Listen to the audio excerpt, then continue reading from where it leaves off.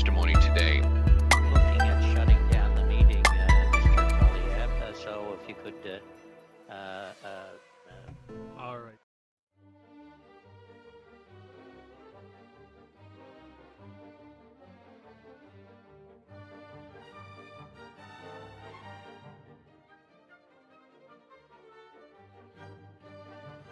Okay, Ms. Jensen, the floor is yours.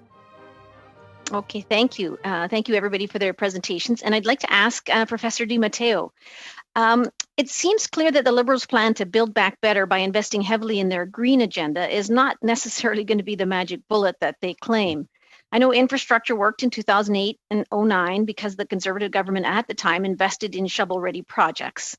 That got money circulating immediately, as opposed to the current plan, which looks to take years to implement. And those are years we don't have to waste. Wouldn't a made in Canada approach focusing on manufacturing goods locally so that Canadians can buy from Canadians rather than purchase offshore goods be a wiser approach for instant impact? Oh, that's an interesting point. Thank you for the question. I really think if you're going to have federal policies targeted at, say, the manufacturing sector or a specific business sector like that to produce domestically, I think it's very important to work with firms in that sector designing those policies. I think if there's going to be potential there, it's important that you find out what potential manufacturers need, what they can do to create the jobs locally, and follow through on the plans. But I mean, you have to consult first with the sector. I'm not saying it can't be done, but a lot of our manufacturing now is already integrated with facilities in the United States in terms of the cross-border relationship. So it won't be something that's easily turned on a dime, but there's certainly potential there. I have a second question here. Well before the pandemic, economic growth was mediocre. And do you think that a recovery plan that focuses on increasing productivity while also aggressively reducing the cost of regulation would be the best path to recovery for Canada rather than the current path we seem to be planning? I think in terms of the long term, productivity is everything. I mean, that's been said by other economists.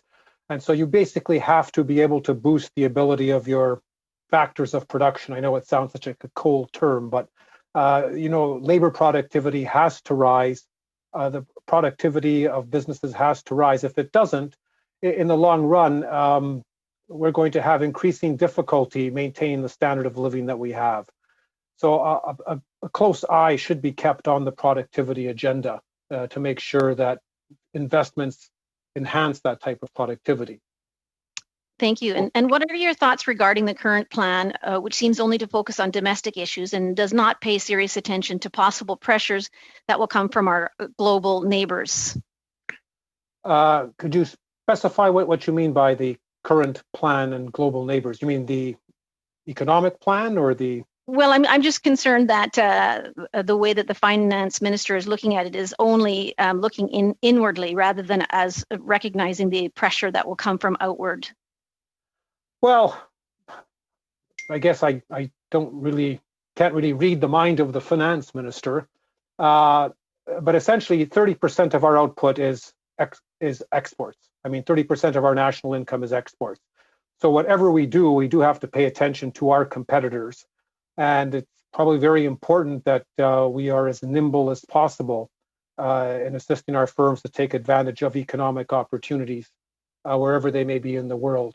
So, I mean, it's important to focus on the domestic agenda, but it's also very important to keep an eye on what everybody else is doing.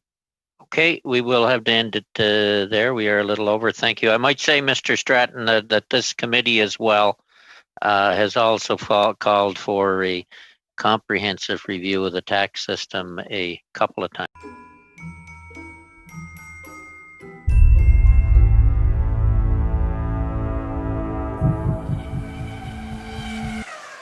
Kelly, the floor is yours.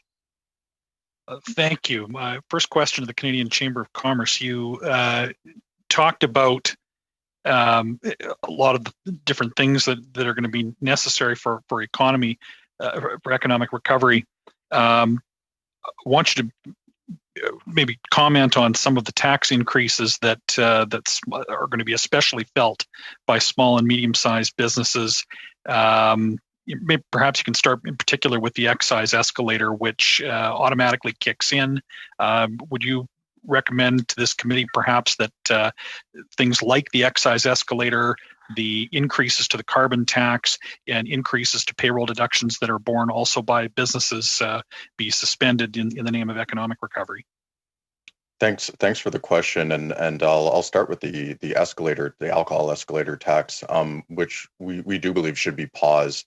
I'm not sure I know too many policy experts out there that thinks that it's good tax policy to have a tax that goes up every year in perpetuity without any end in sight or without a motivation for it, and particularly in the middle of the largest economic downturn in almost a century.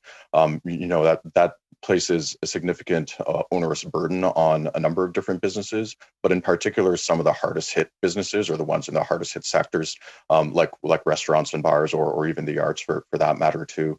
And so that is definitely something that we have been advocating for very strongly and believe that should be put on pause before it comes into place, I believe, next April. And so, within this context, we're certainly calling for a number of different tax changes. And I know a number of different business associations have been calling for comprehensive review for quite a while.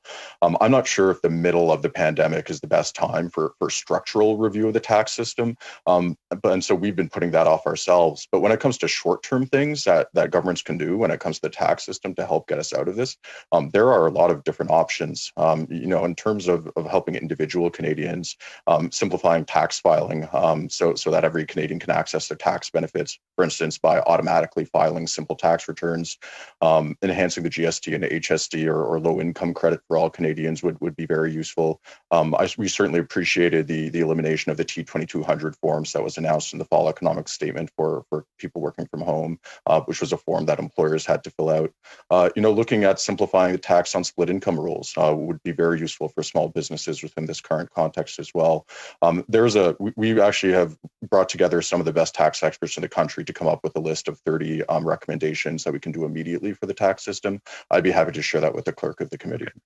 Thank you. A very quick one, Pat.